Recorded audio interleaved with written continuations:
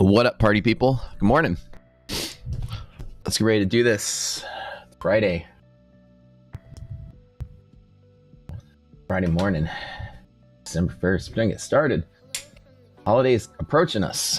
You know how fast that happened? It was like Halloween the other day.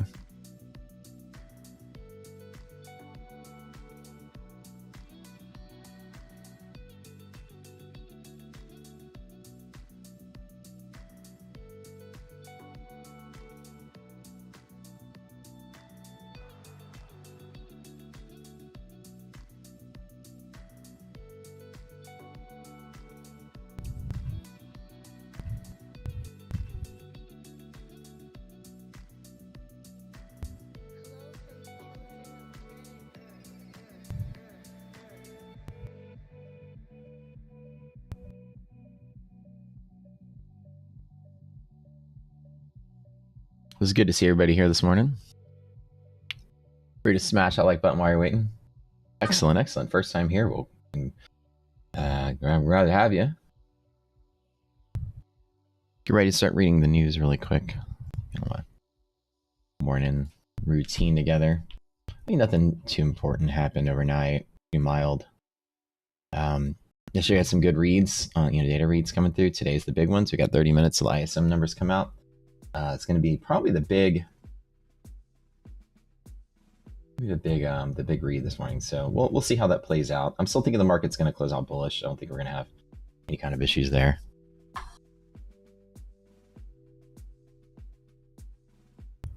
Jay Powell talks at 11. Oh yeah.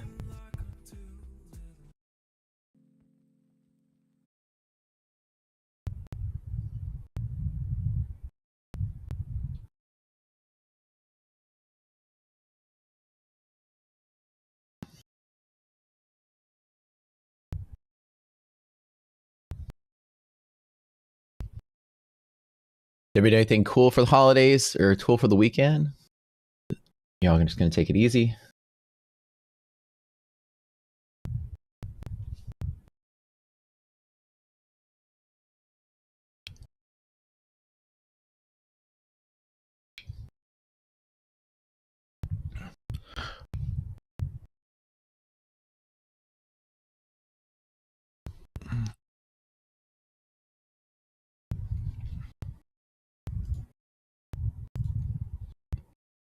Oh, I gotta turn my noise gate back on. I did this thing like last time.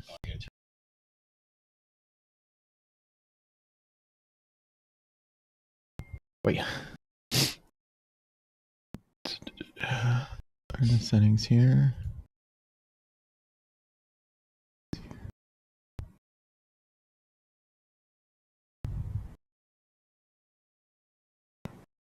Oh, my noise suppression. You can turn that on.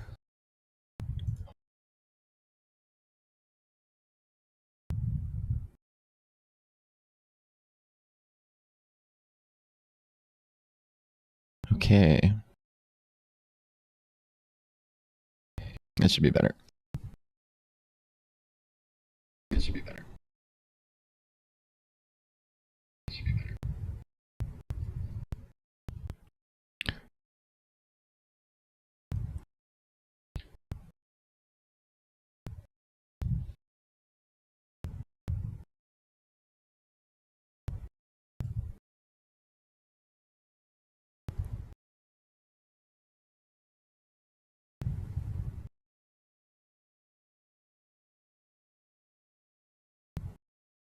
It's so weird because my sound thing is getting all funky again. Because I rebooted my computer. I guess I forgot what settings I had. Oh well, I'll figure it out later. Market's open in 2 minutes. Get ready to go. PMI's number coming out this morning, so we have to be very cautious. 2 minutes till the market's open. Overnight didn't really do too much. Market's just kind of trading somewhat down to flat. You can see where the opening resilience. Right now we're going to be gapping down.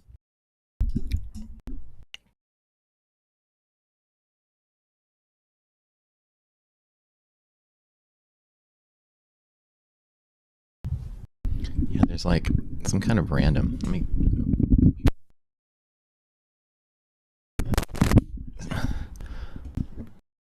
I'm getting like random volume spikes on my microphone.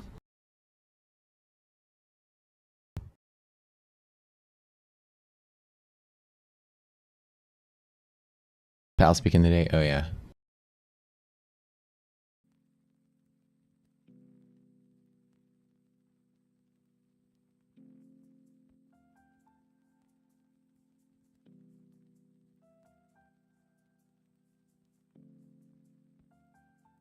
Bum, bum, bum, bum.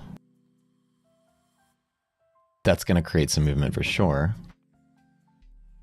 Bar speaks, ISO numbers come out, 30 minutes. Pal speaks at 10. Yeah, it's going to be a pretty busy day.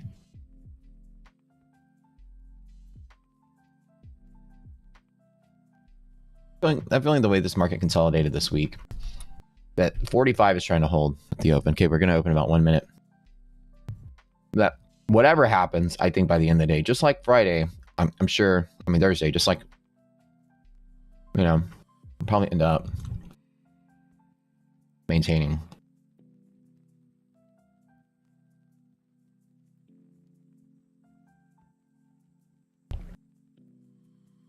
My friends, smash that little like button while you're waiting there. Get out Christmas tree this weekend. Trying to leave your house when it's cold and dark. Yeah, it's kind of smart. All right, we are open. Resilience opening positive. We are trading near bottom of the box. I don't think we want to do anything because we're so close to the catalyst possibilities.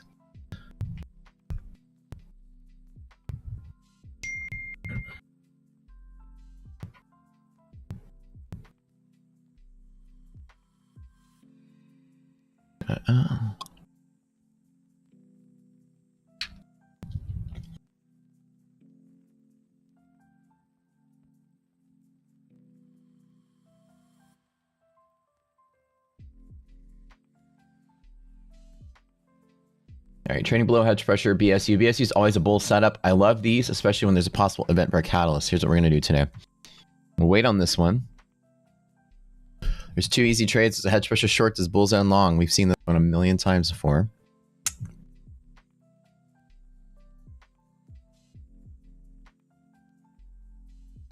Pretty easy setup. So here and here. It's going to love the middle, right? We know that the middle is kind of that support area here.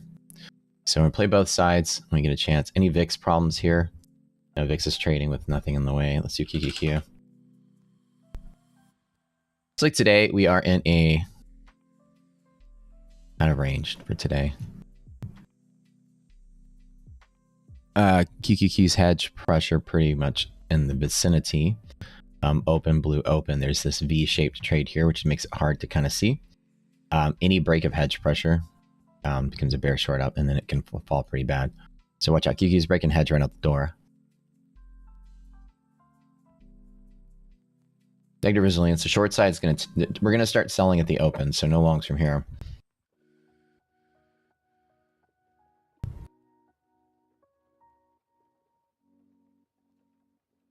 Let's read a few tickers coming out. Here we got...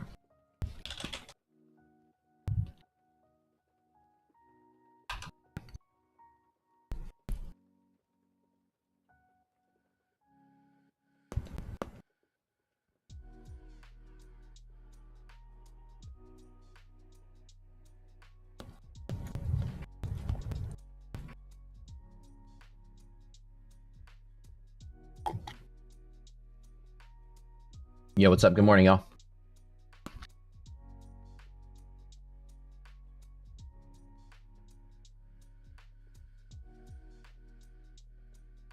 Okay, so I'm going to wait on this one. Maybe bulls and possibles on long on the S&P just to retrace to 5. It's only 5 points run, though.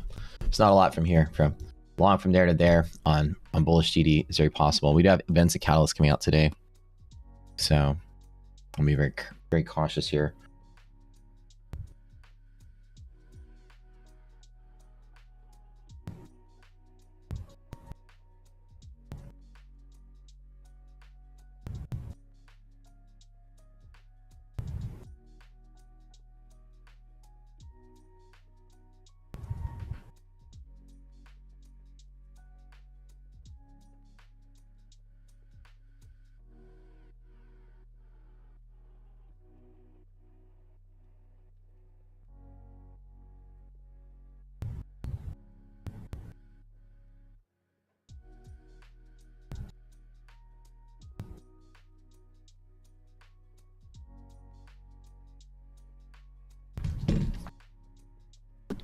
Okay, so this is like exactly right now is going to be the balance point.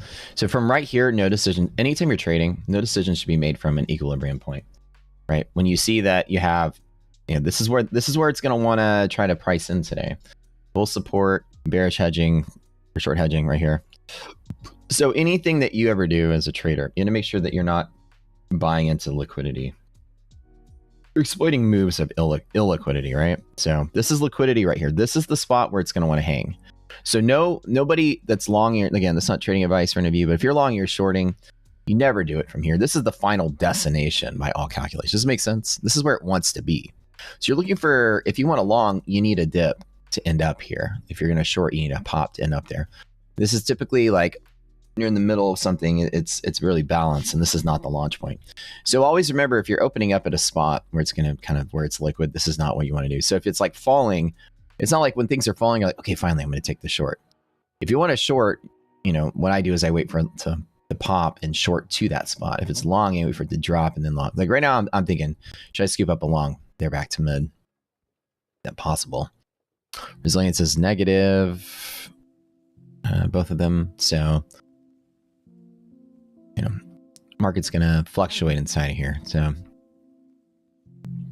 looks like we also have an impact red line probably somewhere in here. We should calculate that pretty soon. I love you guys. All right, you mind going below the stream, clicking that like button real quick. Throw that algorithm some love. And if you haven't subscribed to the stream already, we're here every morning.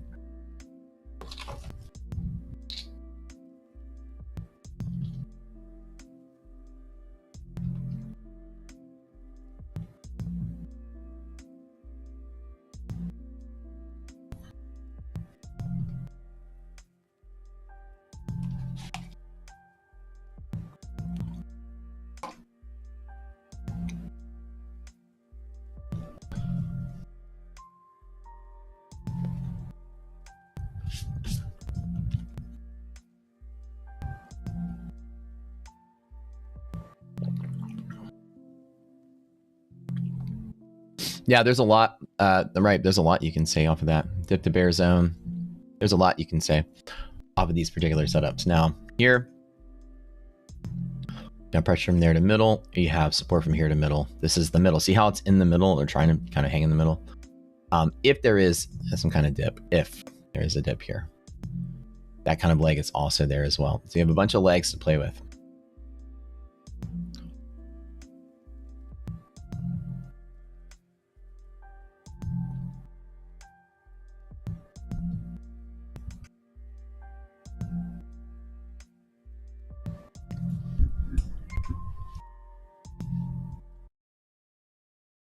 Oh, the music's triggering the noise gate, huh? Oh, No, it's not the music.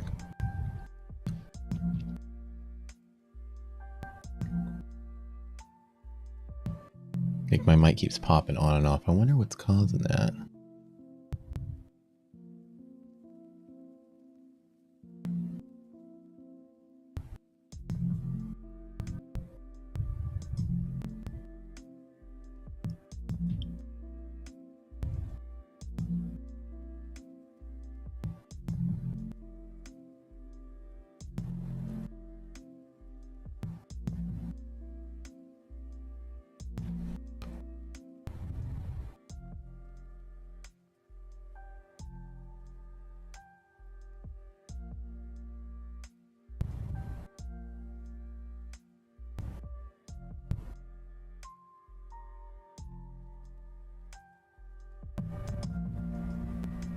Oh, maybe the music is feeding back. That's what it is.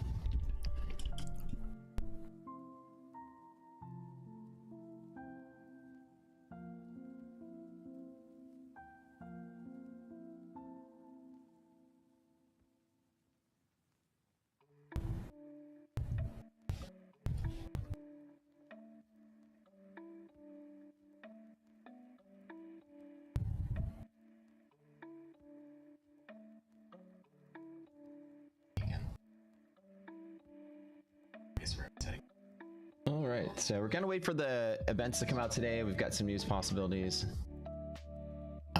Resilience is still negative. We are at the box. what should we do? It's like a coin flip from here. I know, I'm still in the bull mode. I don't know. I don't feel selling, I don't feel shorting, I don't feel anything. Looks like Tesla's bulling up. Apple. Hey guys.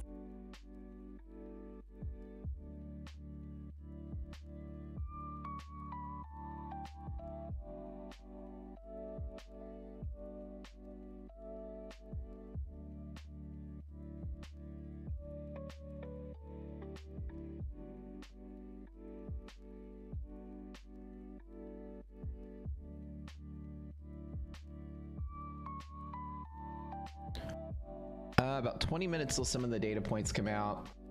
Negative resilience, as we know, is resistance from this area.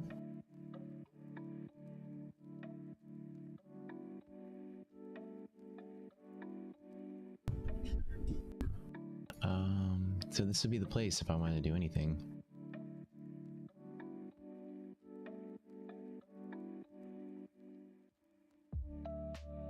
The mic is super quiet now. How about now?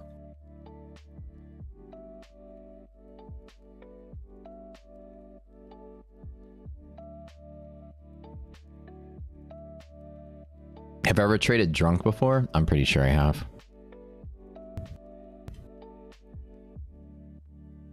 Is it a weekday? No, I'm just kidding.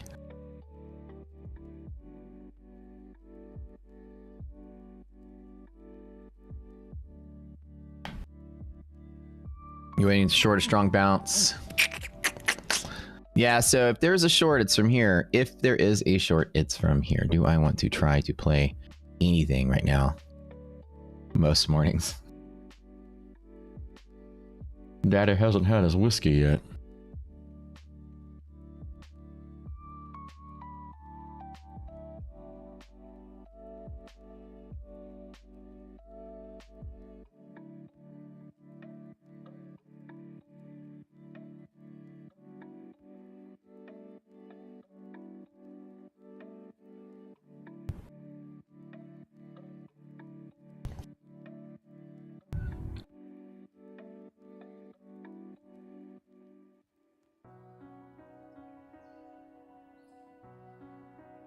Do I?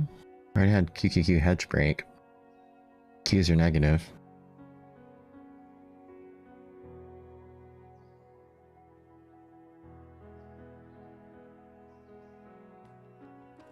Why not?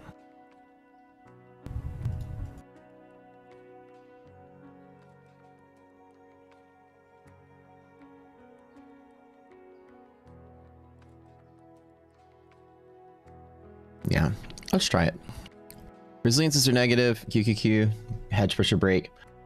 Just short through here. I know there's an event coming through, so I'm trying to get like something.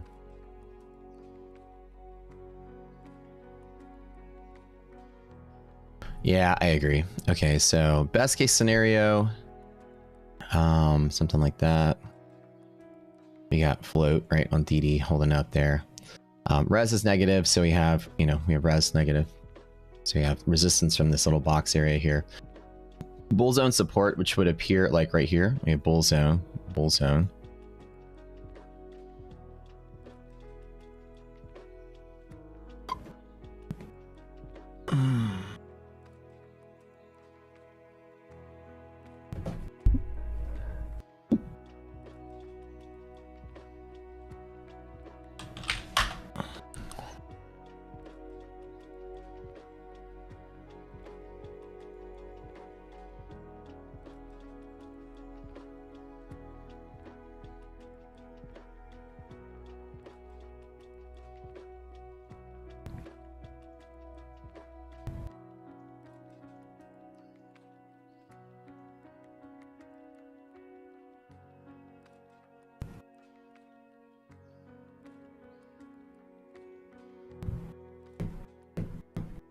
How's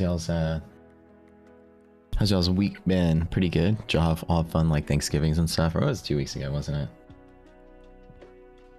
Well, I mean, some people did stuff for the whole weekend, I guess. Whole week.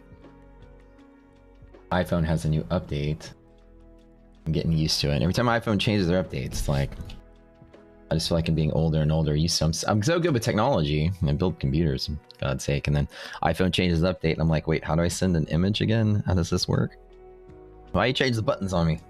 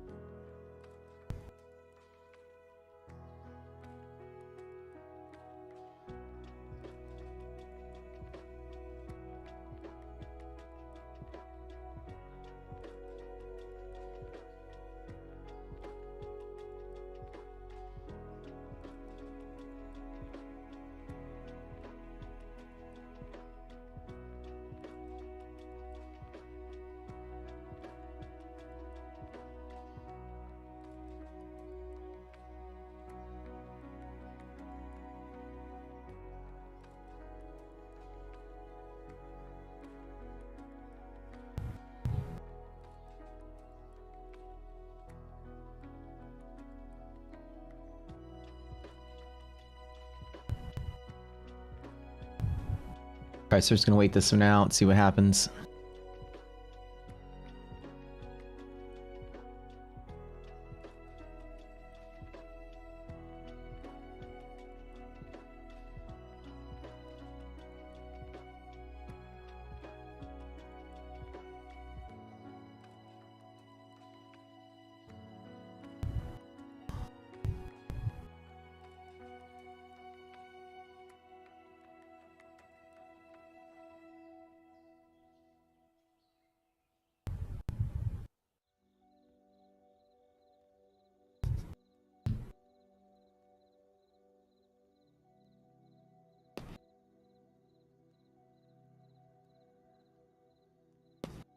Oh.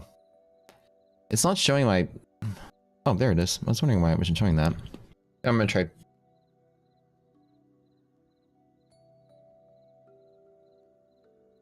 Alright, let me real quick. Be right back.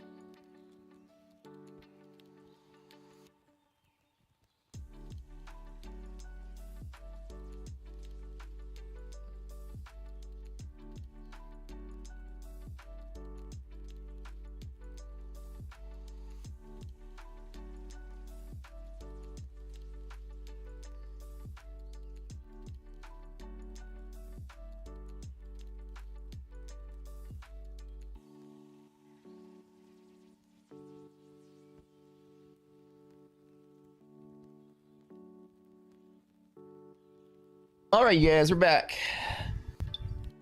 Waiting for something good to happen. Jeff says, Matt's microphone go to the bathroom. What happened?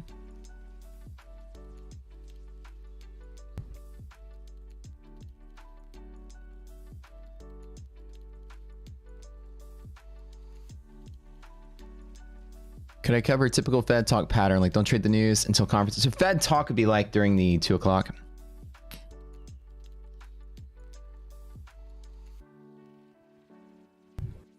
So normally when it's Fed day, and the Fed decision day, that is, it's the decision is usually priced in, and usually Wall Street gets it right.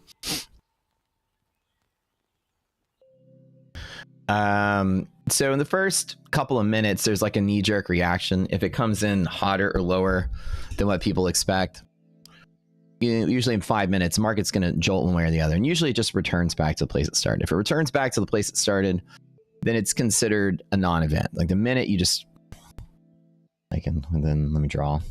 Like say that right here, the market's trucking along. All of a sudden the interest rate news comes out, pops up, does something, comes right back down. If that happens, anytime at the entirety of any catalyst or event or whatever, you return to the place it started before the thing, then it was priced in beforehand. So basically Wall Street priced it in. So it's a non-event at that point. So usually Fed mostly becomes a non-event. First 5 minutes, you get like a quickie knee-jerk reaction. Probably the next 10 to 15 minutes, you get people starting to position, either based on leaked news for the press conference or just whatever. Usually get a wider kind of series of moves in the next like 10 to 15 minutes. And then during the press conferences is where it really starts to shine. So it's like at 30 minutes, right when Powell starts talking, it's a random thing. So that's where you get the big move, right at 30 minutes after the Fed announcement comes out. So what you don't do is trade the interest rate announcement decision. You don't consider that. That's usually always predicted and priced in. There's usually no movement on that. The movement on that would be like if people are anticipating a 1/4 of a point and Powell surprised everybody with 1 full point. Now, chances of that not leaking out beforehand and traders already trading it, it's hard to say that. Res is on the fence with hedge pressure breaks. So you have to kind of say it needs to be greater than 10, less than -10. So in the range of 10 to -10, it's kind of hugging the middle, which right now it's hugging the middle. So we're waiting for 9 o'clock news to come out. And that's going to be what's going to move the market today. Nothing really going on. So normally what you can do during Fed days or any kind of days is you're just going to not... We're going to experience an event today right now with the PMI coming out, right? So let's talk about PMI. As soon as it comes out, wherever you are, wherever it moves to, if it returns back to it, then it's a non-event. So normally you'll get some volatility off of news events or any publications, right?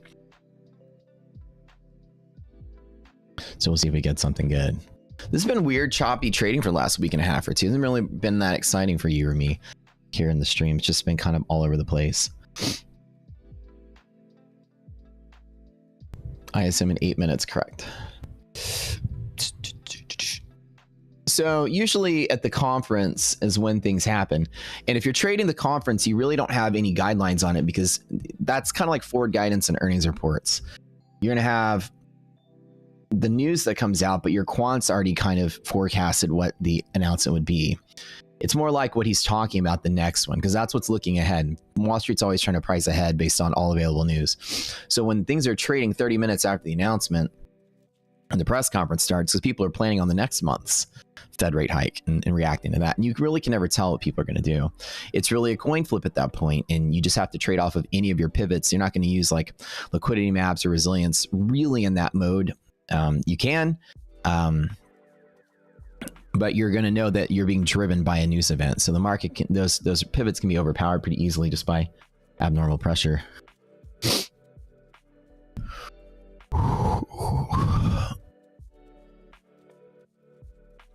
I was on the phone I had a crazy migraine last night. It was so bad. I got in bed like maybe like 6, 7 o'clock and just like laid there.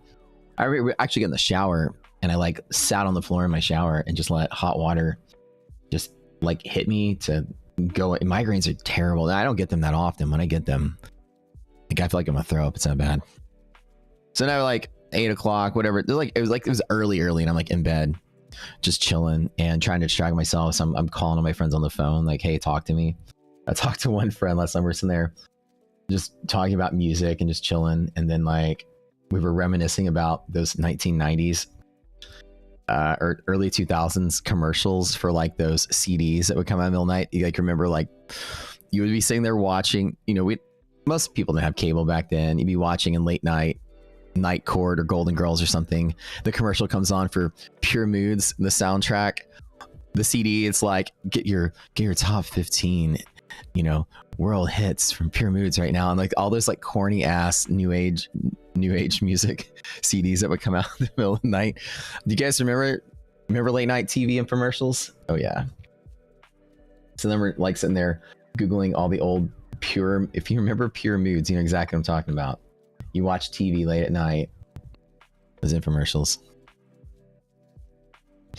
And so we're like googling all the old songs, and I'm like, oh shit, I remember hearing that commercial a million times. Like, call now for $14.99. If you call in the next 30 minutes, we'll send you a second CD for free. Taco Bell had you lay in the shower once, never again. Oh god, too much information. All right, res positive. Res is on the fence. So when you have hedge pressure breaks, you need the res to be outside of a range of 10 or negative 10. Just to give it a little more fat. Like the decision is, it's hard to say like what that is. We give it a little extra fight. If you're irrational, you're not going to pivot right off of zero. You're going to want it to be like distinctively bullish or not. Because typically in irrational markets, it can hug and just like bounce around zero. See how it's bouncing around zero, not really definitive. So it's hard to say if it's below zero or above zero when irrational. When you have red lights, we give it a little extra fat. So right now it's kind of like, okay, it's on the fence here. Hate those infomercials are on literally every single channel.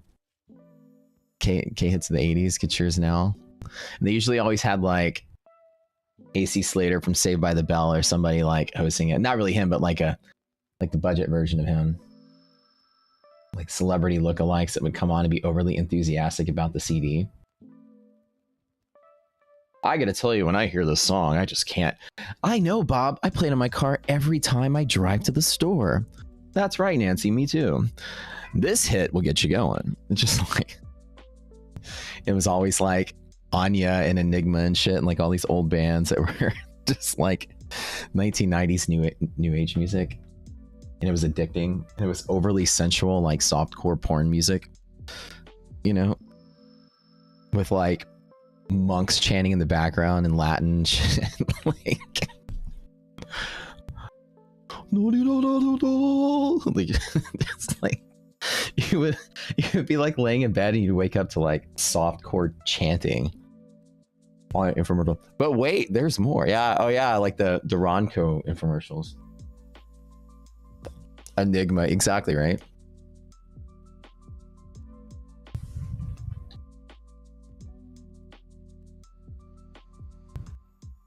Your parents bust in the room like, what are you watching in here? Oh, just an infomercial. All right, please proceed.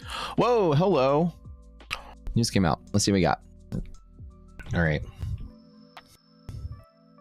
Again, we don't normally like to trade big into catalysts or anything. There's a pop and drop. Let's see what we got on the reads. I have sim numbers come out, 46. We have this number come out, 49. The employment numbers as well. Let's go through them one at a time. Oh, Wall Street gonna hate us today. All right, let's see what we get. Again, let's just read on the surface. What do we have? Let's see employment numbers. Actually, let me just read the summary. Manufacturing came in just right at par. Manufacturing prices came in a little higher.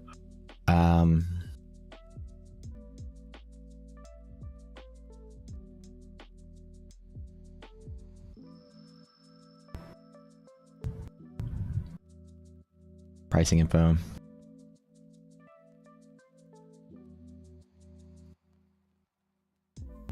Like prices are going up a little bit.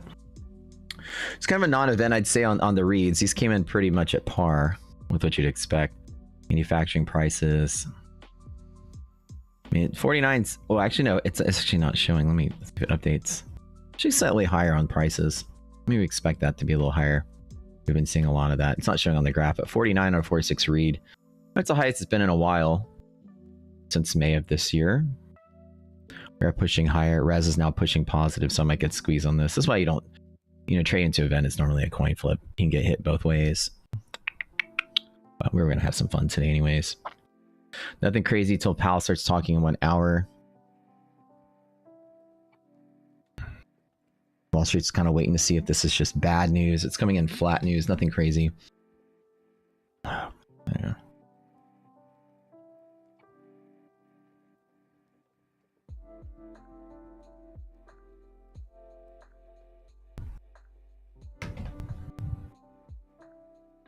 Why you hate me?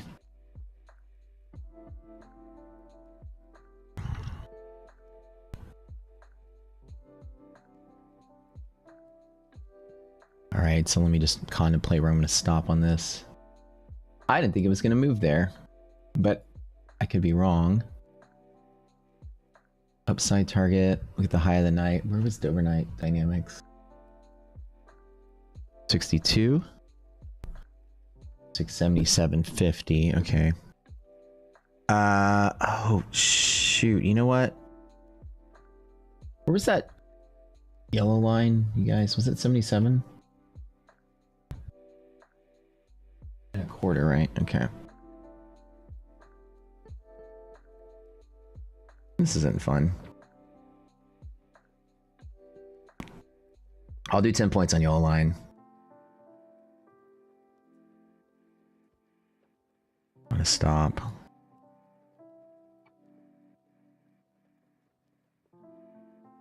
Gave him back all my gains from yesterday already.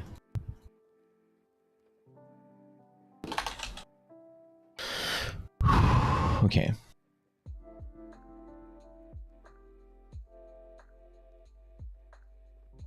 There she is right there. 90s target. Let's see. Hold on 1 second. I'm opening my Thinkorswim real quick.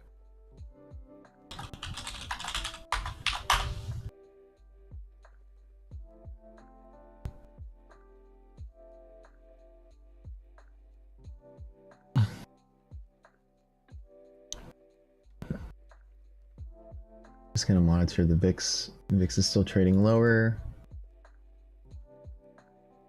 Yeah, market's trying to find any, especially Russell breaking the highs this morning. We're trying to really kind of find like any reason to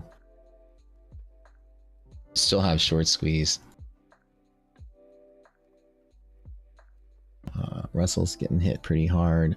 Yeah, this is a big. So this is that. This is your yellow line support. Supporting there is probably a squeeze point for me, so I'll probably call it. Boom. Oops. So let me clear off the screen real quick. Now it's this new setup. Res is positive. Yeah, so anything in here is support from now. You have a bunch of things going on here. Let me draw all of it. It's gonna be a weird setup today. Not really by the book, because you have yellow line right here.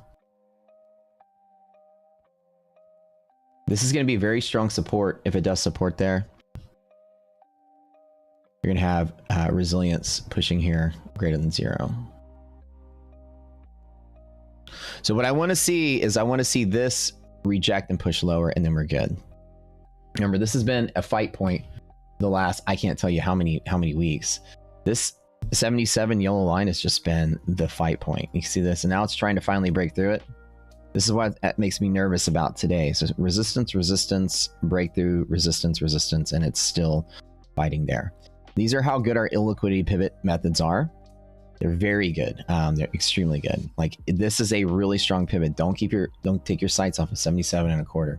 We teach this technique in our classes, which, by the way, you guys are all welcome to take a look at in the Discord or in the courses on the website. So we need to watch this like a hawk. This is it.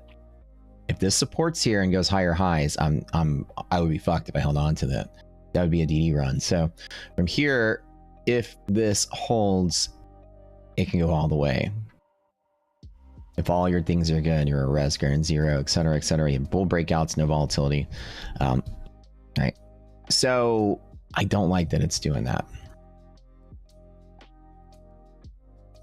Once that volume starts to decline, once volume is in decay, whatever side you're on, and starts to pick up that parabolic hedging. Now we got Powell talking about 50 something minutes, so that could be the next move of the day. Russell really liked this news. Nasdaq didn't really care too much, and the S&P is kind of like sitting between the two. Russell's just finding some momentum here. Again, that's just the nature of the bullish, feeling in this market. The Russell is starting to get a lot of love. It's been a while since the Russell's starting to kind of rally. Again, people are starting to pick up on that. Nasdaq has just been, getting hit a little harder as people are rolling out of the tech stocks and into other things as it broke through highs. The Nasdaq is still kind of hanging in there. This is a really weird pattern. This kind of like this is usually bullish, and there's a little continuation. Usually don't stall for this long and then collapse out unless something changes. Typically, like when you stall like that, it's still finding enough buyers and ultimately shorts will squeeze. So you get these like long periods of this like kind of, people call them head and shoulders or whatever. I don't know. It's just like my brain is telling me, it's certainly holding key area. So, and we're in the middle of the trading month, so there's really not a lot of catalysts or things that could come through to really kind of move things around. Again, this is what I don't like to see.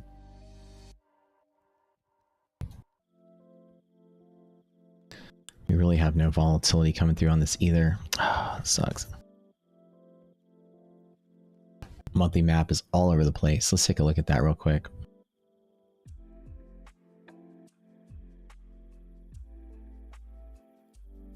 Oh, that's weird. It looks funky.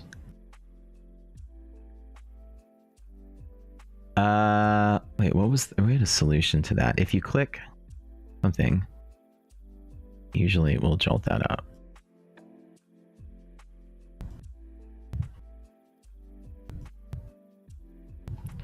Yeah, that is odd. And drawing. Oh, because it was stuck on minute chart. That's why. There you go.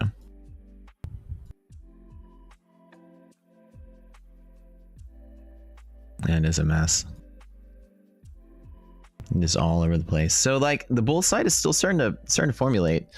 Like I would say that at least into the new year, I mean, we still have that bullishness, but the bear side is holding pretty strong. Like actually it's starting to build that resistance here the more I look at it.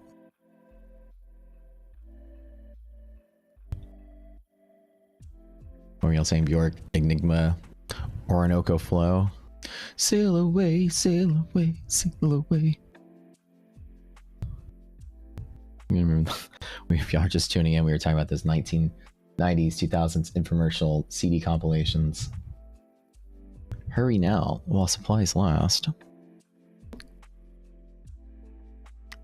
Mom, can I order a CD from the TV?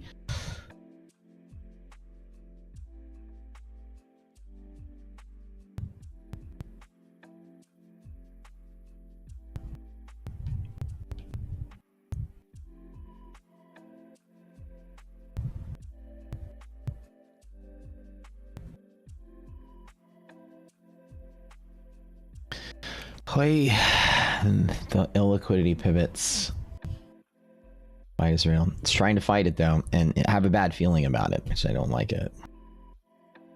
Don't like what I see. It's trying to fight it. And for some, it has just been like the pivot, right, to sit on for the last couple of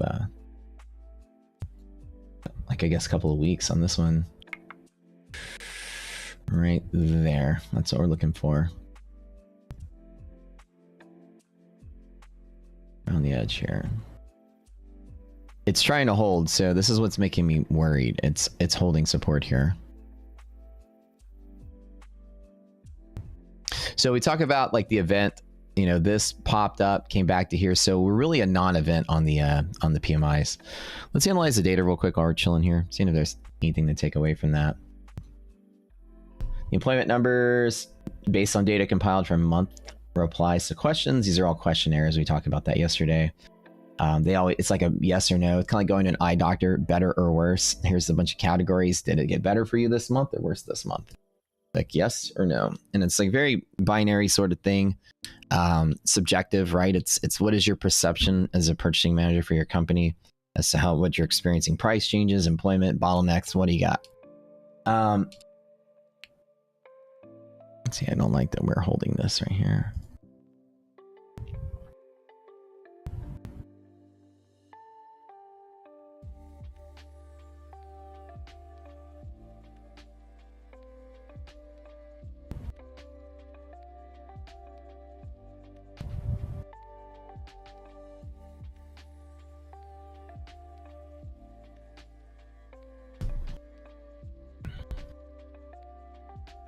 So I wonder if the employment is their visibility of like, I want to Google this. I need to get stronger on this one. Is it all right? PMI.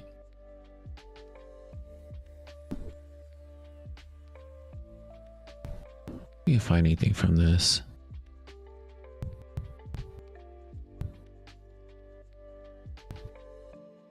This is what I thought the equation was going to be. It's a, I guess in sense, a ternary system, or like up, down, no change. And you just take the number and you calculate it by different. So it's essentially, yeah, that's what I thought. I'm trying to look for explanation specifically what the employment number is saying. What do they consider better for employment or worse for employment? Like number of people that were hired, or like which, this is what I want to see. With the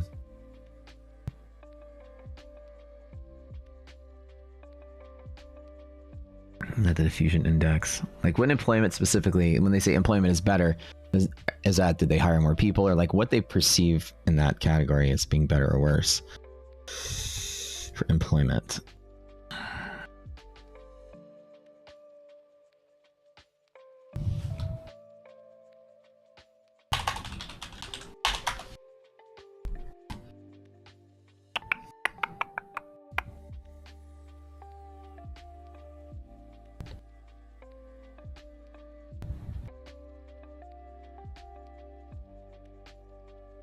Just reading.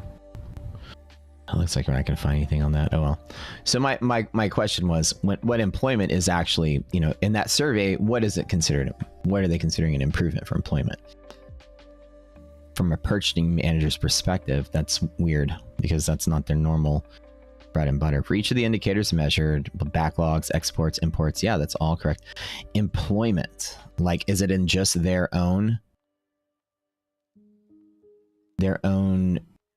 group, like procurement hires more people or less people? I mean, they're not talking about employment of their whole company.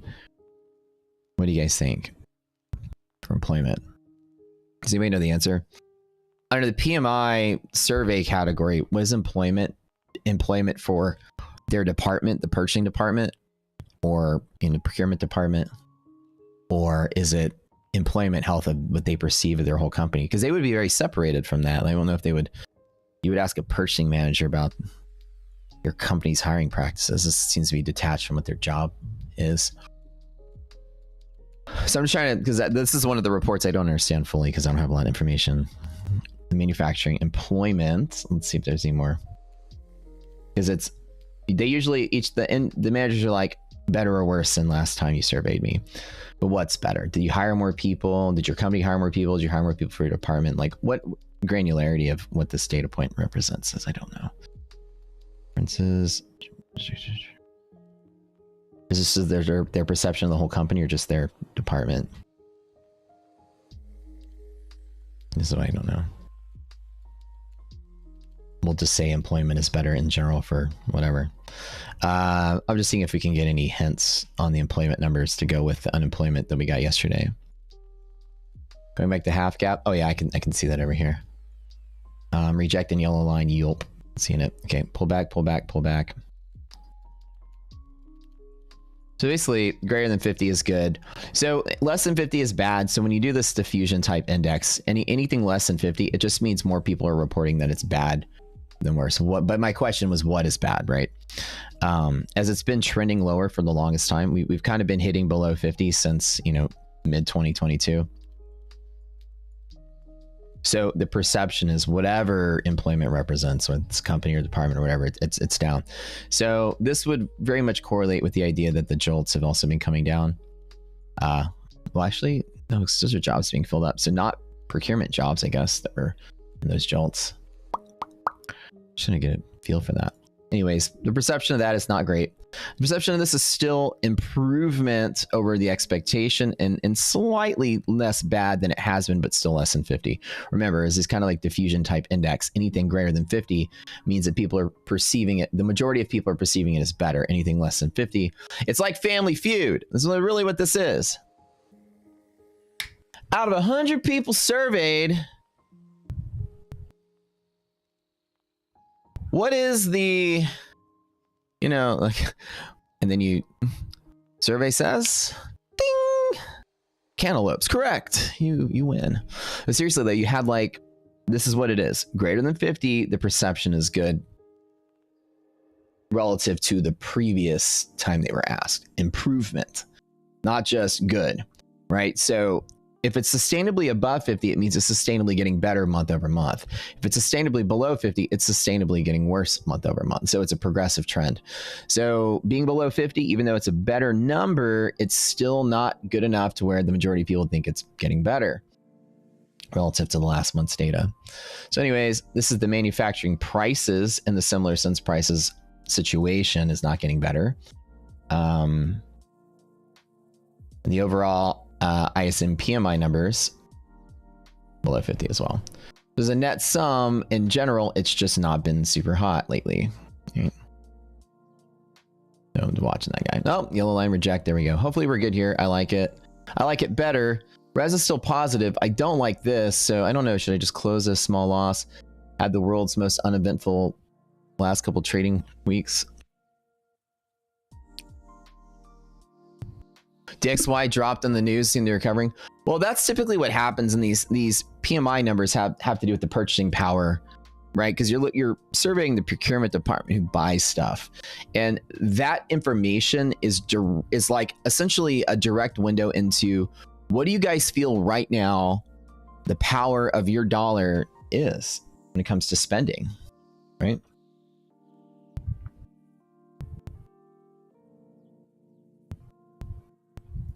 So the value of the dollar should respond very rapidly to these PMIs, because that's exactly what you're kind of that's why you're digging out that information.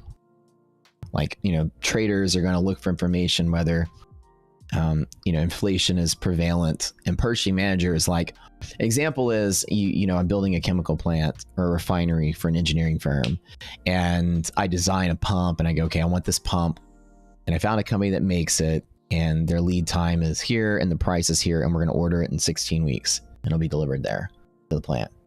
And so it's a lead time, because there's lead times and all that purchasing.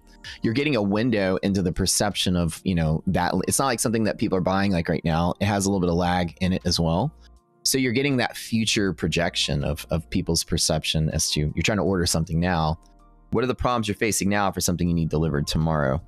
And so that's why it's a good, you know, I guess, inflation, like I'm trying to say, it's an inflation visibility from the ear to the ground from the people that buy stuff. How's your dollar doing? Like, how's your spending power? You guys having problems? Why can't you buy something? Your price is too high? Your supplier price is too high? And let's direct nod to inflation, right?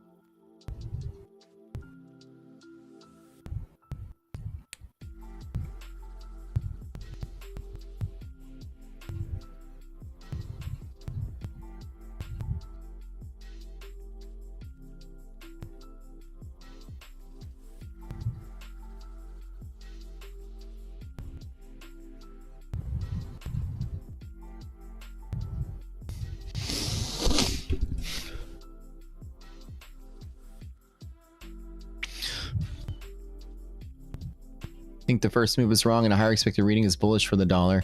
So it should push down equities. In a traditional sense, if that, in some environments where the dollar and equities do correlate differently, you would think so. I found it recently that, well, and I'll show you if they're correlating right now. Let's do the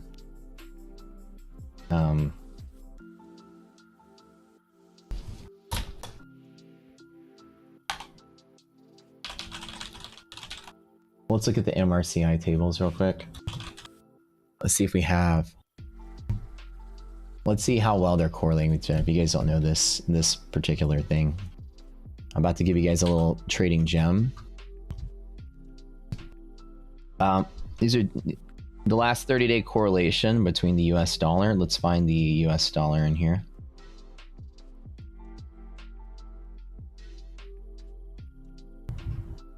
Get all your correlations here.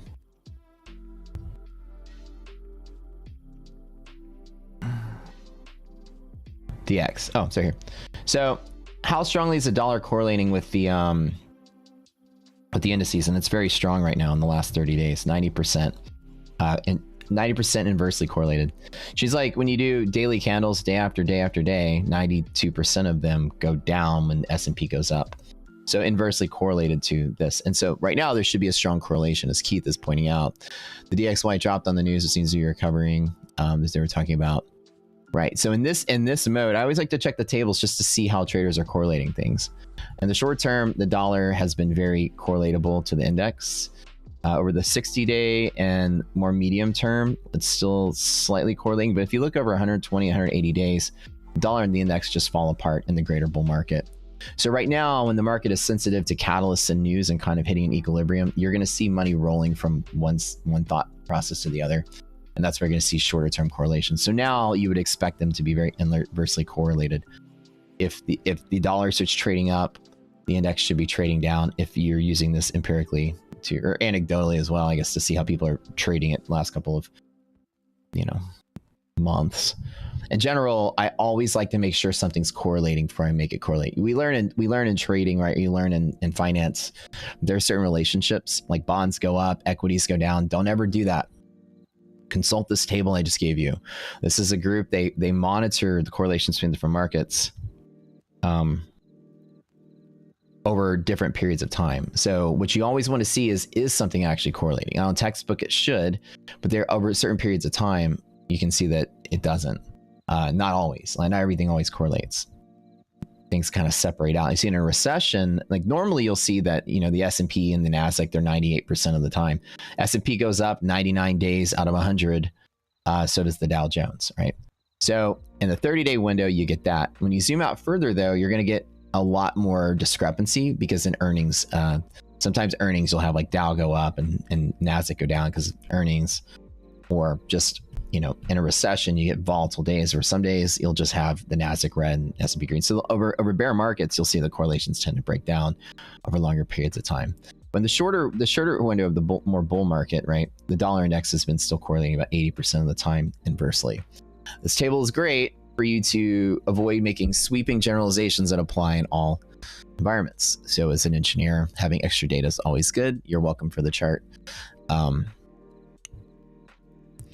Always like to see if something's correlating. If oil goes up, and people always like to say this goes up, this should go down. If volatility goes up, this should go down. You can actually see that data compiled, which is amazing. So in the sense of talking about the dollar, Keith is correct. In the shorter window, they are correlating very highly, right? So you would be watching the dollar right now for clues for the index, as people are very sensitive to the inflation numbers as reported by the purchasing managers. Canceled your shorts. Yeah, I mean, we've had push your breaks, so things are looking pretty okay here. Oh, Powell's gonna start talking. He's gonna fuck up our weekend, I'm sure. Who knows?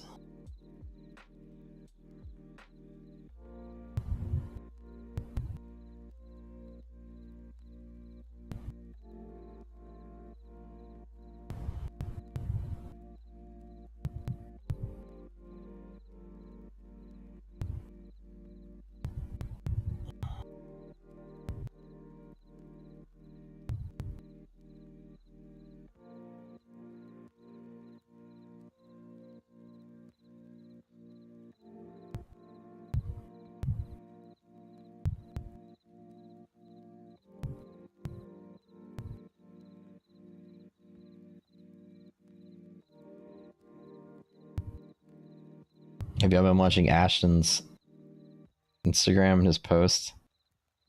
He's been skiing, having so much fun.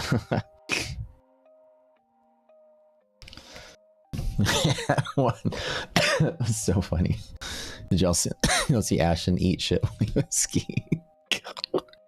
It was funny. I texted him. Like, wait till the end. They're having a good time. He deserves it, man. That's like one of the hardest working dudes I know. He kills it in life. He kills it in work, kills it in life. They have a good time. Here's this boy right here. Watch him. Watch what this guy does. Yeah, look at Ashton. Look at Ashton on the bunny slopes. He's never skied. I think it's his first time skiing, so I never skied before either. I've only snowboarded.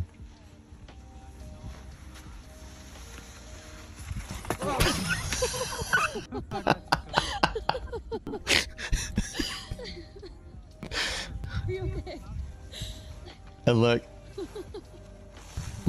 who was more graceful than him. Look, this is so great. He was like, I celebrated way too early. That's so funny. In a traditional Ashton movie, he's like, what's up? Chunking some deuce and then falls over. That was worth watching it. There's snowboard. That was really funny. So, he's like, I got this. Chunk deuce. All right. Every bone in my body's telling me that Powell's gonna jack the market up again. I can tell you, these irrational days, hedge pressure breaks, they're really hard to trade on any kind of trend, right? Like, every part of me is just telling me just to walk away from this.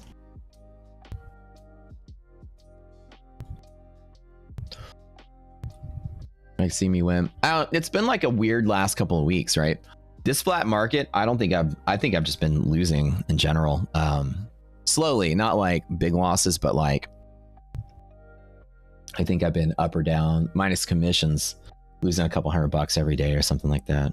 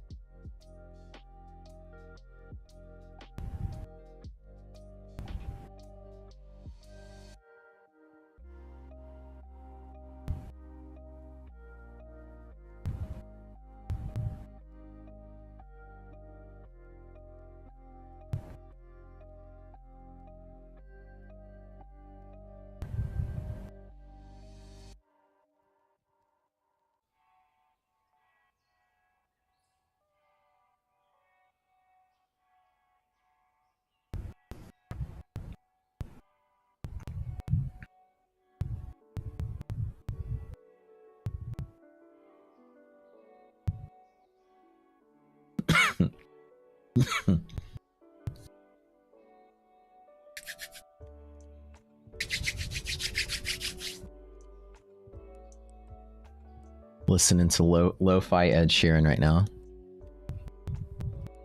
232 steakhouse money.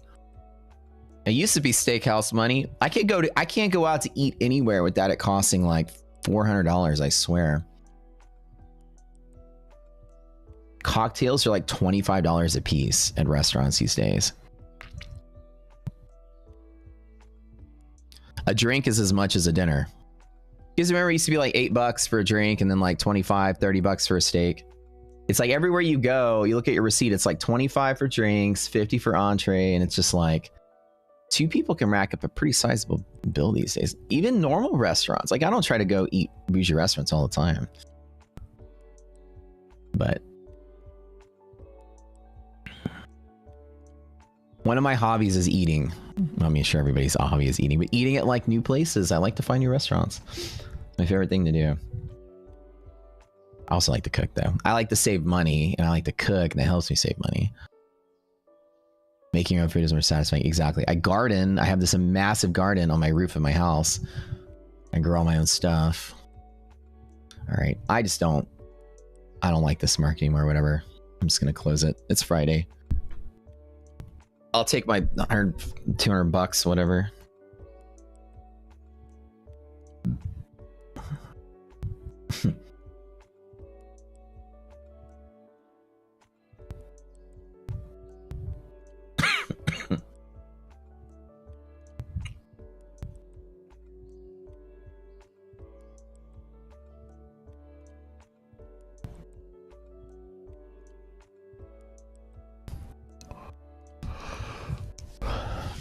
You know, piss the bill more happy in the food. Exactly. Go play some Halo. That's what I'm talking about. Well, actually, I've completely shunned off Halo. I'm now not. I'm never touching Halo Infinite again. They changed it. They got rid of the battle rifle. Now, some may argue, the old school Halo players, it kind of reminds you of the old Halo Combat Evolved, the first one where you had the pistols, the 3-shot pistol. Now you have a 4-shot pistol, kind of. They don't have battle rifles anymore, and I hate it so much. I don't play no more. I need a new game. I need something new to play. I was playing Zelda for a little bit. Tears of the Kingdom, then I beat that. Yeah, I don't know. Pal talking, I just don't really care about today that much. I really think I want today to be a wash. Russell breaking higher highs, Nasdaq breaking lower lows. It just looks weird. I think I lucked out. I got a position. I hit that equilibrium spot, right? Which is what we talk about, the little dash line. So I closed out like a smart person with a little bit of profit. Like I know it took some drawdown, some heat, but we always know those bear bull short ups love the middle. Got my trade to the middle, closed out. That was pretty simple. And we're done from there. You'll see how that worked. I didn't hold any further than where I did. It looks like a great way to close out. So where I closed out, might be upside down now from that. Why BSU is not an oxymoron. So because they're two different things. B, that's correct, that they compete with each other, right? So B stands for bull zone. So you have positions stuck in bull zones, which you have that, which is people long or wanting to be long there. But then you have short hedging against that. Wherever the distance where people buy their calls and buy their puts and when they buy them relative to where the market's trading now allows hedge pressure to be at a different place. So while you do have bullish pressure here, the net sum of hedging is actually short inside of here as well. So hedging against sold options to market makers is hedge pressure. Positions in the money forcing call sellers to accumulate, or people just buying the calls to accumulate, create buying pressure. So you have genuine longing here, longing to accumulate the shares. You have shorting to hedge for whatever reason. So two different mechanisms. They're fighting each other. But the bull zone represents accumulation. People buying the shares itself, right? To hold. This is calls in the money, people longing, things like that. So you will sometimes get competing pressures. And because of that, you get that kind of balance point in the middle, which you can see how like in the middle, when I told you the middle is always at exit, you've got bullish support from here and bearish hedging from there. You see how it loves to just test that equilibrium spot, which is why I closed where I did. And it's the first thing I mentioned when the stream opened. I was like, BSU. I was like, yep, nobody trade from here. This is usually the exit point. I will dip to there or rally and short to there, right? So in certain instances, you will have sometimes areas where not everything lines up, which is great because these are easier days to see. The bull short and up means generally it's a bullish position or bullish market because you have the upward trajectory of monthly and weekly hedging, right? When blue line is above yellow line, that's where the U comes from. When they're inverted is where the D comes from. So traditionally the up, right, is a greater bull market. Anyone that says up is usually a greater bull market. Bear long up, bull short up, bull long up. The only one that's not is the bear and short up, because you have, while you have a greater bull market in the up scenario, you're in bearish territory on the weeklies and shorting on the weeklies as well. You have kind of like double bear pressure in the short term. So this is like a correction in a greater bull market. You'll get these a lot. But typically when you're above hedge pressure, it's bullish, and bullish when you have ups. Same thing in down. If you're below hedge pressure, it's down pressure, down pressure, down pressure. So in general, looking at 3 different things in the liquidity map, and bull, long, and up, they're all pointing up, and they represent different things. This is a relationship between weekly and monthly options. This is the hedging against weekly options. Sold to dealers, and this is bull and bear zone, where positions are, accumulation of the shares. And so some of them you will compete very well. Good question. Love that question. So it is an oxymoron, right? 2 words that are put together that don't go together. Well, actually, no, hold on. It's not really an oxymoron, because an oxymoron would be like jumbo shrimp, right? 2 words that go together that don't belong together. Because bull is different than longing. I mean, sorry. Bull is different than buying. Bear is different than selling. Shorting are different. So longing and covering are 2 different ways to buy, but longing is bullish buying. Covering is not bearish buying. There's like a matrix, right? You have like a bear and a bull and bear. We'll say like there's something called is and is not. So if somebody is bullish, they're going to long a stock to hold it, right? If somebody is bearish, they're going to short something to bet to the downside. Bear is somebody that's actively betting to the downside. Bull is somebody actively betting to the upside. So somebody that's not a bull anymore is going to sell their long. They're going to liquidate their long and sell it to cash. Somebody that's going to be not a bear anymore is going to buy or cover their short to go to cash as well. So while longing and buying are both buying pressure, this is buying to get out of the market. This is less liquid than buying to get into the market, right? So just because people are buying doesn't necessarily mean it's a bull. So what we call bull is actually longing the shares, which is accumulating the long side. Short hedging could be manifest by a bunch of different ways. You can short the market in general, but you can also, people can also be selling shares there because that's balancing their delta hedging. So in reality, the selling pressure on hedge pressure is expected to be a mix of both selling and shorting. It's hard to distinguish which is which inside of it, but this is traditionally seen as longing the stocks themselves. So possibly an oxymoron, but technically somewhat different. It would be like if it was selling, but either way, I'm just trying to have fun with the semantics of the word. But yeah, it is an oxymoron. Up and down at the same time. So they compete, right? They push to each other, they fight against each other.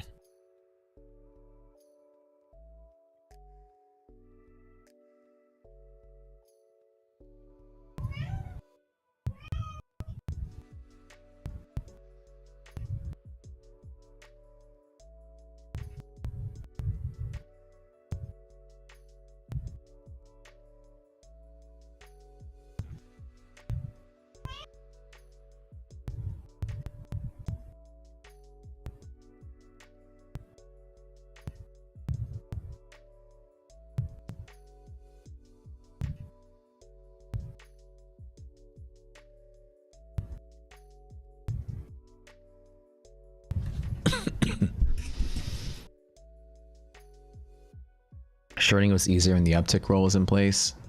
Yep. That would keep you from chasing red candles.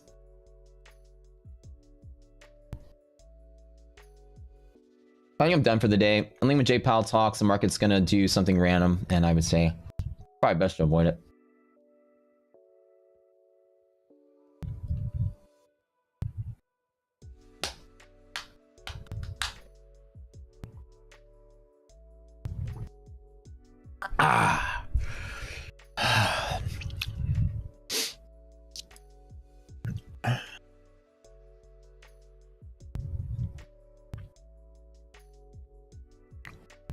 Big news on the marketplace front. We've officially signed, after a lot of planning and work and things. So when marketplace is coming out very soon, we're releasing in stages, right?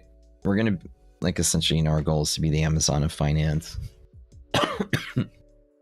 We've got 50 something vendors we've already talked to already to pull the trigger. When our marketplace launches in stages, it'll have, you know, parts of it coming out. You'll be able to buy anything and everything for trading in our marketplace. Indicators, tools, whatever. We've vetted the best vendors out there on the planet, got them all on there, got them all interested in board. You know, come check it out. So we'll have a fun market security is gonna be a whole different experience after that. I mean, you'll be able to have the experience you have now, but you'll be able to add tools to the platform, and as we grow and make this thing bigger. So we just signed a huge deal with an A-lister to white label with them. It's a huge thing. They're awesome. They're one of my favorite. Period. Favorite trader, favorite group, favorite everything.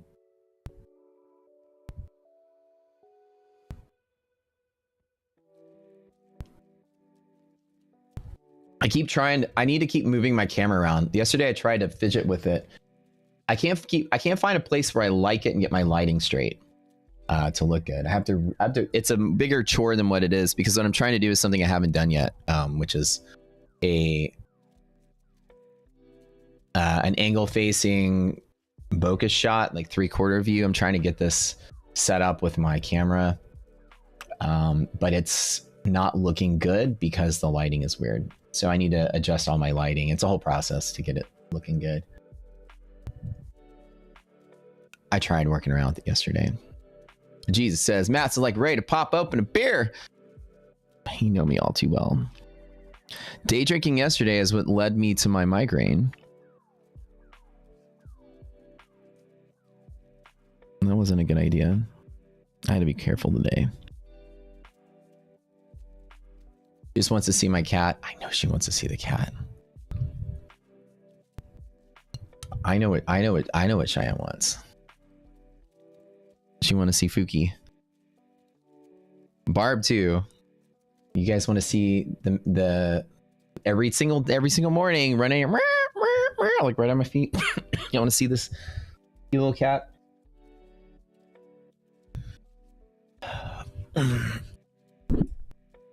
Oh man, I'm tired. Cat reveal. I tried to do it yesterday, but the lighting, my key light is being blocked by one of the monitors. It's just like I need to adjust and move things around. If you guys see my desk, it's real complicated on how to get a camera set up behind it where it's can film me the right angle. Currently with the angle it's in right now, you can see over the desk and you can see my crotch right while I'm sitting here. So you don't want to see like that steep of an angle.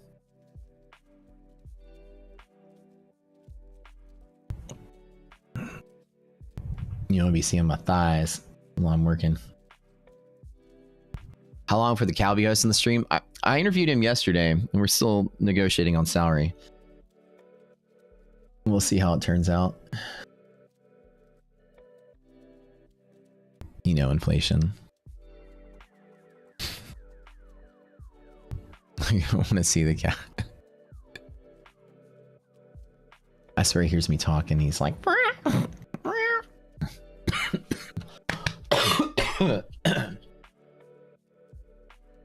that was a quick $200. That wasn't really that thing. I think yesterday I made like 500 or 600. I think, I can't remember, off of that selling.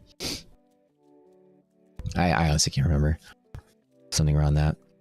Y'all were here for it. But the last couple of weeks have just been like trickling down. $100 here or there. It's in a weird choppy market.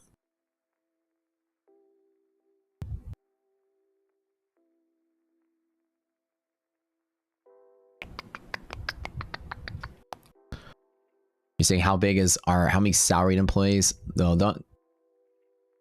In general, let's just say, don't say salaried employees. In general, how many people on our payroll is, we have 25 people. But they're not all, you say salary, you're employing W2. You have a lot of contract labor.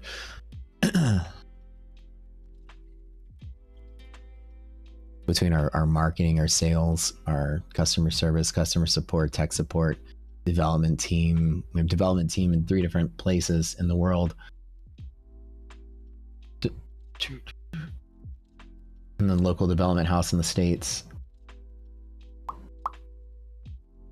Staff, administrative, executive staff, accounting, legal, all the good stuff.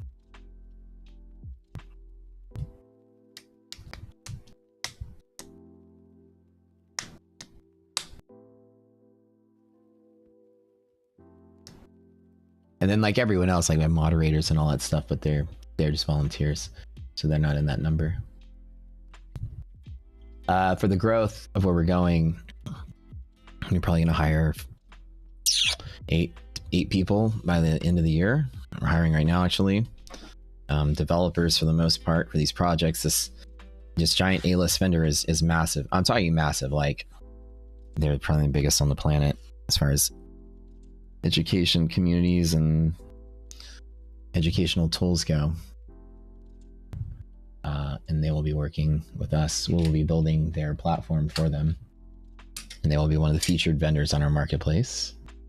A lot of other things. It's a huge change. I'm super excited for it. I'm excited for you guys to have like a whole new suite of tools to play with too. And introduce y'all to, you know, other things outside of Rocket Scooter. So I'm pretty much done for the day. Once you get these balance points, it really is kind of random from here. With Powell talking, I think, honestly, guys, it's a coin flip from here. I'd be very nervous being in any position. You're sandwiched between so many key things. Just as a takeaway before we get out of here, just know that breaking illiquidity pivot with volume and velocity is bad, and the market likely will continue to try to push on that kind of note. It is Friday, and we have Friday expiration, which means the last couple hours are going to be kind of brutal. But on top of this, you have bull support here, about here, bull support. You have hedge pressure here. You just have so many different things squashing this market together. It's not really a clean and easy thing. You also have no volatility. So any selling like this is likely to crunch, right? And buying. No volatility means the market is just consolidating. It's more liquid. So you're going to have like less of a thing, and a breakout's going to be a true breakout on one way or the other. So don't think that if it's going to pop, it's got to sell off, because there's no evidence of volatility at all. So the idea with that, this is catalytically driven, yes, off the event. But from right here, this is supposed to be less volatile. These V's are going to be less big. And whatever way it's going to break, it might break quick because it's Friday expirations. This is why I'm just kind of like, once you got your initial wave with no volatility, there's just really hard to say that there's going to be more selling pressure from here. So at the end of the day, it's just better cautious, better, you know, it's better to be cautious than anything. You've got resistance there, support there, no volatility. There's not a lot to say. It's going to take an event to move the market. And Powell's talking, and you guys rather call heads or tails, or whether save your money and come back on Monday. As Jared has said, how much did I make today? I don't know, maybe $100 or something, $200. Nothing, just flat. Like I call it that, flat-ish. Not much. It was, I think it was at the peak of it was maybe 300, and then when I closed out, it was probably right under 2, something like that. But it's just, I'm identifying that it's not really good. Right, correct. You have hedge pressure pushing up, real line pushing down, no volatility. So whatever it ends up doing is going to be a coin flip on Powell. That's all it is, Powell. And it's going to be, you know, a shit show. You really don't know how the market's going to react to anything he's saying. The question is, when are they cutting rates? This is what, and just to get you guys ahead and to think ahead, but Wall Street's perception is, when are they cutting rates? That's all they care about.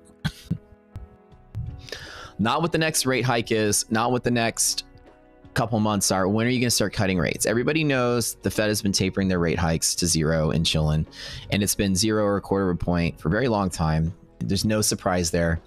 Any next rate decision is going to be 0 or a quarter point. Some of the speakers still think we need to raise rates. Others think we don't in this environment. I think they all think we need to raise rates over the next 5 years as a final curve to the inflation problem. I believe that that's the case. But I think for the next year or two, they need to relax on their policy slightly just to keep the stock market from tumbling on itself in a high inflationary environment. They have to keep the stock market from rallying too fast as well, or inflation gets worse. So the idea is the Fed is driving a very tight ship, or a ship very tightly between two extremes that can really tip the market one or the other. They raise rates too aggressively, the stock market can crash, and then all of a sudden people get laid off. In a high inflationary environment, it's called stagflation. And the only cure for stagflation is, typically a bailout to keep you from having like a big Great Depression. And the Fed doesn't want to come in and bail us out and initiate policy of quantitative easing when they want to do tightening. So the Fed can't crash the stock market. There's boundary A, because they'll create a problem that they got to come fix. Boundary B is the Fed can't be too lax to let the market rally further, because normally the Fed doesn't care about the stock market. In this case, they do, because it's in control of the labor market, which is what they care about. Stock market rallies too far, too fast. Well, people come back to work, which is great, but inflation gets worse, which means they got to raise rates even harder down the road to try to fix that. And runaway inflation can cause big problems, especially if the economic data isn't there to let the GDP growth match, salary and credit expectations. People are coming back to working in their jobs and getting all these big salaries. Banks are going to loan them money, and people go out and get houses at these stupid prices, and get cars at these dumb prices, and credit cards at these dumb prices. And ultimately, when production's not there to support all the employment, you get this kind of vapor era employment, like in 2000s, where you have all these companies not really making anything, but all these people employed, ready to go. And then all of a sudden, people start laying off, and then the stock market tumbles and collapses. And then you're back at boundary A, which is a stagflation market crash, built off of the idea that you overstimulated a vapor economy. So the boat is the Fed can't rally the market or crash the market. And I said that after COVID. I said inflation was going to be a big problem, and that the Fed was going to have to drive a really weird boat to manipulate the labor market through the stock market. And people didn't understand that at first. But I was right, because that's exactly what they're doing to this day. Right when the stock market started hitting very, very, very dangerous lows in, August, September, October of 21 or 22, sorry. Fed stopped raising rates to keep it from crashing. And then once the market rallied to highs, Feds are tapering rates. They're driving the stock market. Who said that would happen? I was on podcasts with some people and some fundies that were like, that doesn't make any sense. The Fed doesn't care about the stock market. They care about and I'm like, look, a couple degrees away from that. I'm thinking like a chess player. The Fed cares everything about the stock market right now. They care everything about the economy, right? They care everything about everything right now. They're watching all the things. And guess what? We get this flat market the last 2 years. Market went down, up, down, back up. So all people care about right now is Jay Powell going to cut rates in any of the announcements, and when is that going to happen? Theories are in the next first quarter to quarter two that they will announce rate cuts. Theories are. Why? Well, they've done this before in periods of inflation, and in 1982 to 1984, there was a time in a similar environment, similar everything. There's a market crash. Market kind of was bearish for a couple years, and Fed was raising rates, and then they cut rates a little bit, then they aggressively raised rates. They're just driving based on the data. So market got a little bit better. Inflation, CPI has been coming down, so they're lowering the rates. But obviously, inflation's starting to go back up. They keep raising the rates again. But I think the market will recover and be bullish into that in the next 2 or 3 years, and it won't be like rate hikes are going to kill the market. But we are in a period of QT, which means we don't have that liquidity from the Fed. So market should be more volatile than it is, and surprisingly, it's not. And the reason it's not volatile, even though we lack Fed liquidity, is because there's just so many people bullish this market and willing to buy this market. And the commitment trader shows that. Traders are providing enough liquidity that QT is not even affecting the market. Now, it's the reason we're not rallying extremely hard. But you can see that there's just no like Like selling pressure is immediately absorbed. There are people that can't wait to buy this market, even at these levels. So keep in mind all these things I'm talking about. If they cut rates, they're indicating that there's a problem. I agree with Garrett. Yeah. I don't think they'll even say the word cut. I don't think he'll say anything. I agree as well. And be very careful. Is this the challenge I'm doing? Yeah, this is the challenge I'm doing, Russian. With the stock market near all-time highs, I don't think he'll cut anytime soon. The wealth effect will keep inflation persistent. Jay is nailing it too. It's like a weird, tight, you're kind of stuck between a rock and a hard place. So I personally don't believe they'll cut anytime soon. Theories are Q1, Q2, they'll announce a cut. But because the stock market has rallied the way that it has, I don't think they will. I think they're going to keep it flat for a little bit. Or maybe even test raising rates still. So all that I said is essentially this. When stock market goes up, the chance of them raising rates goes up. Stock market goes down, chances of them lessening their rate hike or even cutting rates goes up. So it's kind of like they want to keep the market steady so that the employment inflation situation can heal itself. I can't show a picture of the cat on the stream though. How would I get it? Maybe I'll post a picture in the Discord. I'll do my camera by like Monday.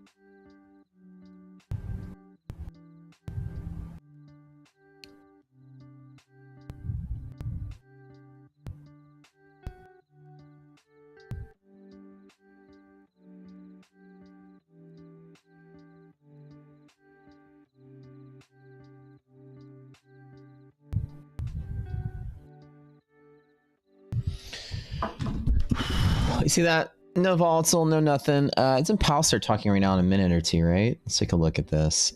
Doesn't he start talking now?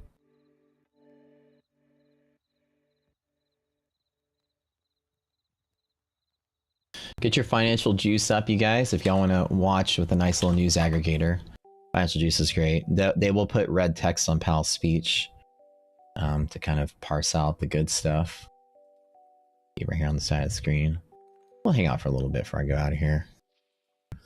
Day trading futures is your path to freedom. Go for it. Do I have a saved picture? I do somewhere. Oh, Powell must already be talking. Look at that look at that candle volatility already coming through, literally in the strike of the hour. Let's go. That was noon. Should be right now. Let's check, Jay. Let me double check. You may be right. Hold on. Fed Chair Powell speaks now at noon. At 10 my time, which is now. Powell also, well, maybe that just is a typo. It says Powell speaks twice. You are correct. He's in both places. Is he talking in both places? Maybe investing has it. Powell at 1. And this is central, by the way. Powell at 10.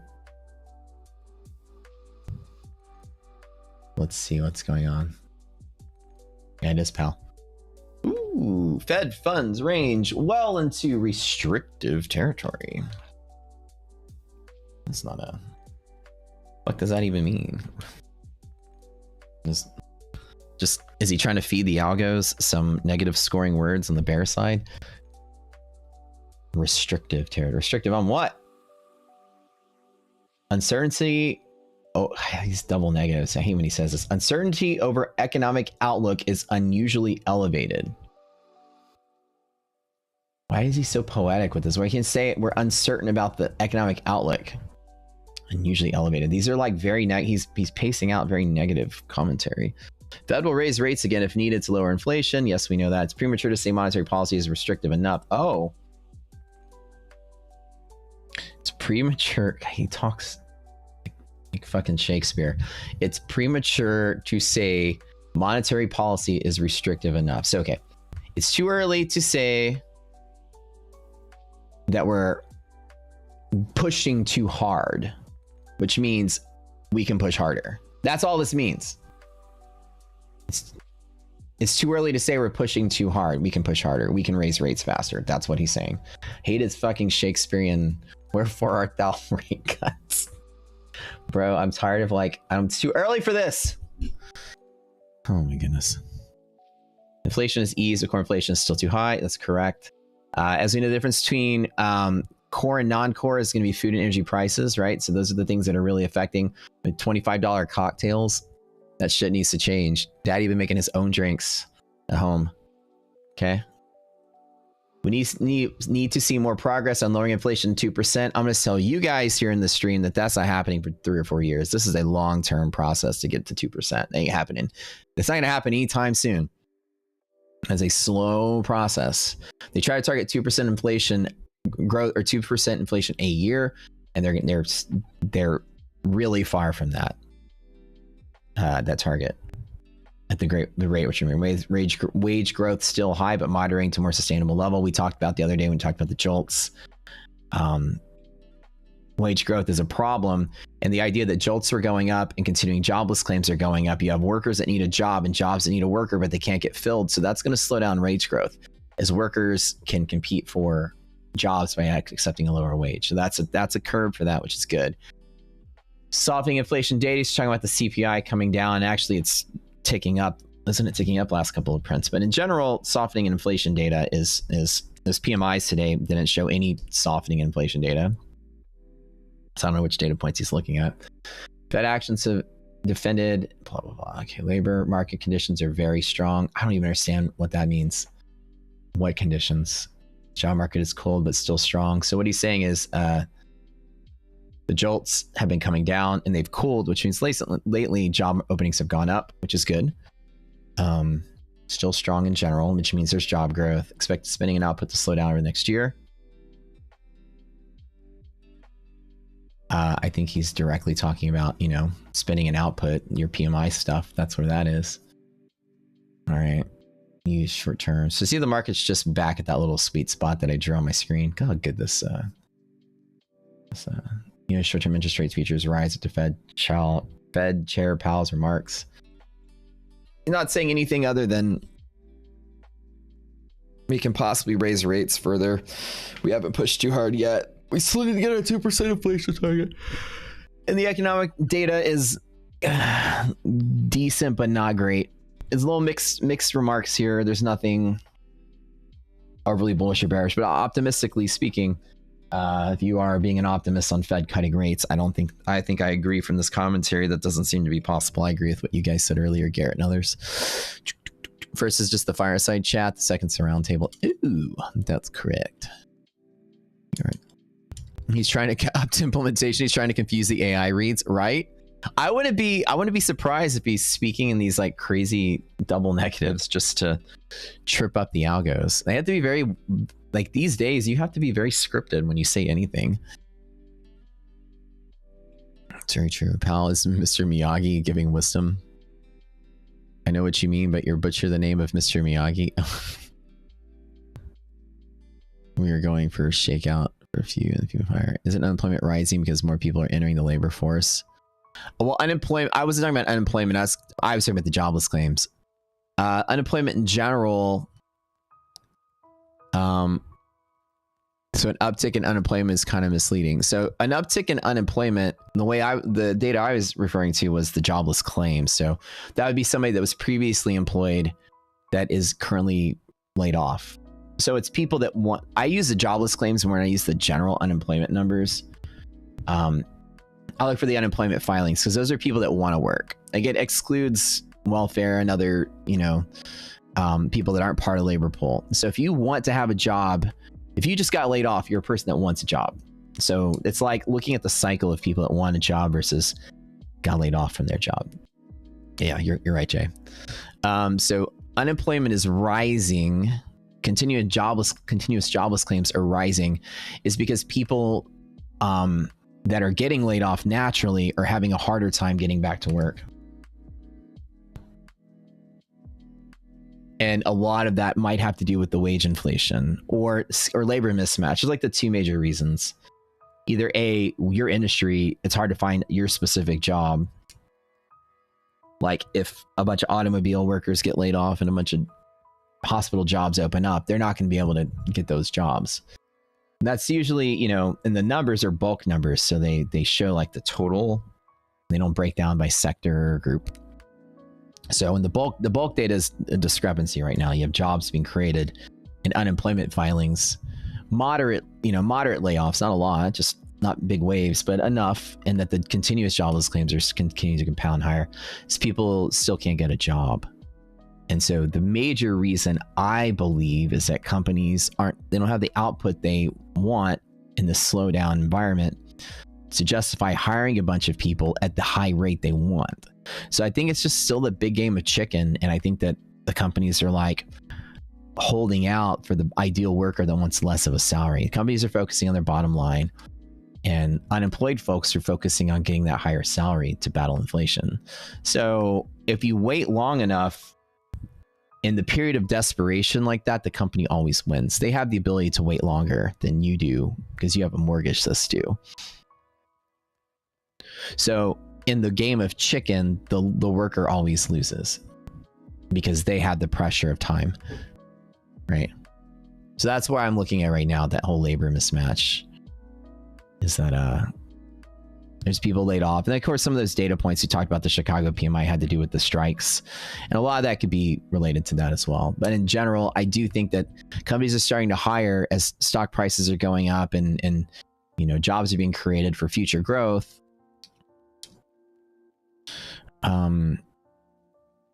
Why can't people easily get back to work? It's just that the companies are, maybe they're just not getting somebody for the salary they want. And you have a lot of people that got some teased with some high salaries after COVID, and companies are now starting to push back and probably be like, well, yeah, we're not paying you $250,000 a year as an accountant. I know you got that your last job, but we're going back to normal. We're going to get you in 125 like you were in 2019. It's like, and then the person's like, no, I don't want that. I have an expensive house I bought. Well, we don't want to pay that. And so I think the standstill is that little argument there. And the longer people wait without a job, the more they're willing to take whatever you can get just to pay the bills. And the race is how much savings do they have to live off of in the meantime. And it's just a big sticky situation. Okay, so it looks like Pal's done talking. Just said a whole bunch of fun stuff. So anyways, my takeaway from that is I'm gonna get out of here and go enjoy my Friday. I got a lot of work to do around the house. When I say the house, the Rock Scooter house, we get a lot of things, irons in the fire. It's gonna be really cool. So we just signed paperwork with our second white label client, which is huge. And they're A-listers, they're huge. So like this is a big deal for us. And we got a lot of work to do to get that started. Big growth period for us. Marketplace can be out about, at least the pilot side of things will be out with the first couple of vendors testing out that probably in a couple of weeks before the end of the year for sure. We'll have like a big launch event, I think, right early in January when the marketplace launches with all of our vendors signed up, a big party. We'll have a big event about it. But yeah, it's gonna be very cool. What does it do to you? Don't do anything. All of you should be exactly where you are. Nothing should change on y'all's end. We'll do it all in the back end, so y'all are good. To have a headquarters to Rocket Scooter, like pool tables and arcades, like Google, where there's like people running around on Segways. You turn around, there's like a monkey in a diaper on a skateboard. No, we don't have anything cool like that. It's me and two really annoying but cute cats, and that's about it. That's all you get at Rockstar headquarters. Well, there's cool music usually playing in the background too when I'm working, but should we have one of these days a giant look? If I was ever going to open an office and make people come to work and make people go to work, it will be the most fun office there will ever be. I would never. I hate corporate America so much. My first day on the job as an engineer, I'm not gonna lie, I called my dad crying. I was like, I don't think this is my life for the rest of my life. All these nerds in cubicles, and I'm a nerd myself, and I thought they were nerdier than I was. People just pompous attitude, nerdy fucking people. All you see was like a sea of heads. There's a cubicle fucking room the size of a football field, and they were short cubicles. They're like 3.5 feet tall. Like you could see people's nose and just the top of their heads, like looking straight out. And I was just click clack keyboards. I was like, oh my god, this is my life now. Ugh. And then the first day of school, the first day of the job, everybody was like, there's like 30 engineers I hired on. It's a big company I hired on to. They were just like, so where did you go to school? Oh, well, I went to MIT. What about you? Oh, MIT. Well, that's cute. No, I went to Yale. And I'm just like, fuck you guys. God, y'all are so nerdy. And I'm nerdy. And that says a lot coming from me. Jesus. I'm like, where'd you come? I went to U of H. I was Poe. Working class. I made my own way. And you're like, oh, peasant. And I got the look. Oh, you went to school here? Oh. How much is in your family trust? No, I'm overdoing the joke, but I really was just like, it was a bunch of just really, it was like a really big company, and they hired really good people. It's just real snotty attitude, and everyone was just so boring. And so like, I was like, man, this is not fun. This college was fun. We had a ping pong table. We drank on Fridays in the engineering building with all the other engineers. Like, school was fun. Work is boring. Water cooler is a must to talk about. You must have a water cooler. We would have like ping pong table. It would be like Grandma's Boy, except we would do real work, not just video game testing. I have a DDR machine in the break room. Pool table. Mandatory 1 hour breaks every 3 hours of work kind of thing. I'll make you guys go outside and do yoga on the lawn against your will, where it's good for your soul. Company yoga. Let's go. Oh, so you're one of the poorest. Yeah, it was like, you know, my dad, I was like, everyone's so nerdy here. I hate it. He's like, well, what do you want to do? I was like, I don't know. Something else. When I got a job at a plant, though, I loved being an engineer, and that was a different part. Those are my peeps. Plant peeps are so different than office peeps. It's just like cussing, spitting, raw. Nobody gives a shit. Everyone's really smart, but not nerdy. I was like, these are my people. Real people. There's no attitude here. Goat yoga. I've never done goat yoga. I see girls on Instagram posting that stuff. What the hell is goat yoga all about? What's the point of that? Yoga's fun, but like doing yoga with like baby goats like crawling all over you. I never understood what that was for. The goats have like magic energy or something.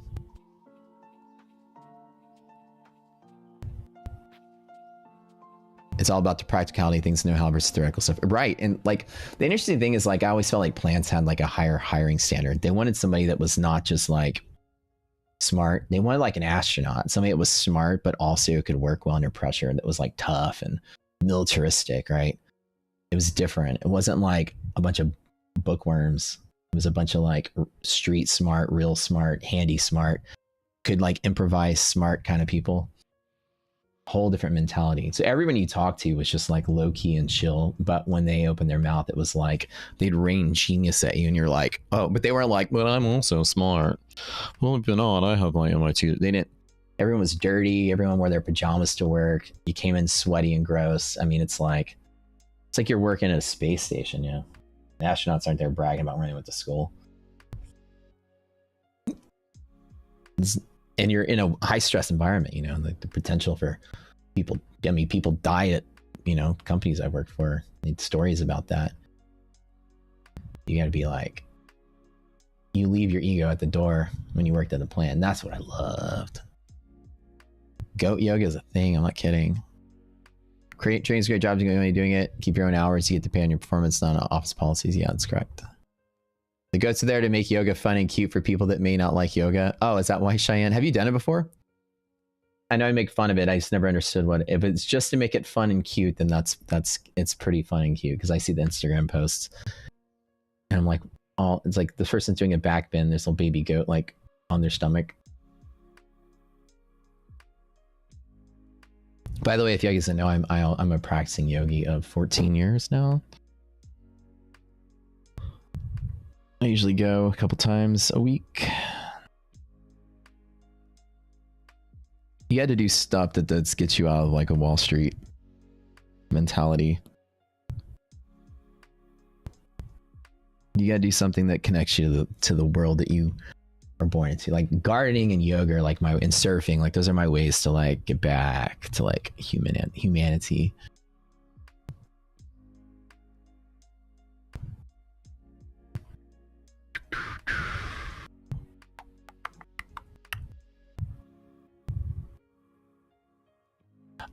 The marketplace should launch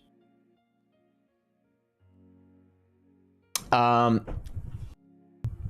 phases. So let me give you a hint. Right now we have a handful of pilot vendors that are piloting. So our marketplace is going to have a bunch of different SaaS products, like dozens of them at the end of the day. When we're finally fully launched with that, an easy to see initial starting point is a beta launch where you would have Discord communities, right? From the marketplace. So we're doing a test right now with a couple of vendors. They're pretty big. That will be launching a test vendor page just to test all the functionality and then push that live. And then as soon as that's live, we open the floodgates for everyone else for what we call our beta launch, which will be a couple of things. Anyways, probably time to call it quits. Anywho, let me get out of here. It is way past 10, so nothing can happen today. Powell talking, markets moving around. Like I said, don't do anything. This is sit out day. Get out of the way while I could. I didn't really doing much. But yeah, so I would say that the answer is that the first vendor, they'll be available.